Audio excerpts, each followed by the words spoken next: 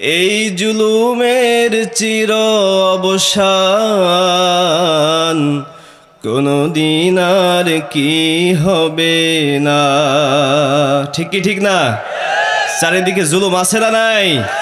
জুলুমের জাদাগলে পিষ্ট হয়ে বাঙালির মুসলমান তাদের ঈমান হারানোর পথে, তাদের রক্ত দিয়ে বাংলার জমিনে এখনো তাদের রক্তকে বাঁচিয়ে রাখার জন্যে, ইসলামের পতাকাকে উড্ডীন রাখার জন্যে এখনো পর্যন্ত তাদের তাজা রক্ত ঢেলে দিচ্ছে কি দিচ্ছে না? এটা দিতে পারবো না ইনশাআল্লাহ? পারা যাবে না ইনশাআল্লাহ?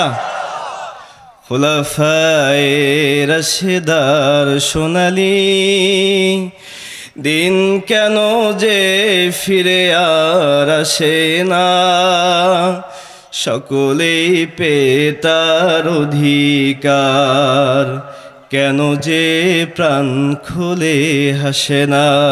ওমরের মতো সাহস থাকার দরকার আছে না নাই?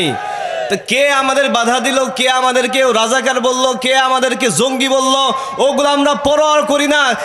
কে আমাদেরকে মৌলবাদ বলল, ওগুলো আমাদের পরোয়া করার সময় নাই। কারণ মৌলবাদ এই বাংলার জমিনে কোরআনের পাখি বলে গিয়েছিল, মৌলবাদ মানে হলো মূলবাদ, যারা মূল ধরে থাকে, মূলের সাথে যারা আছে, মূল হলো কোরআন, মূল হলো হাদিস, মূল হলো আল্লাহ, মূল হলো রসুল। এখন আল্লাহ রসুল কোরআন হাদিসের সাথে থাকার জন্য কেউ যদি কয় ওই হুজুর তুই মৌলবাদী, এই মৌলবাদী নিয়ে বাঁচতে মরতে রাজি আছি না?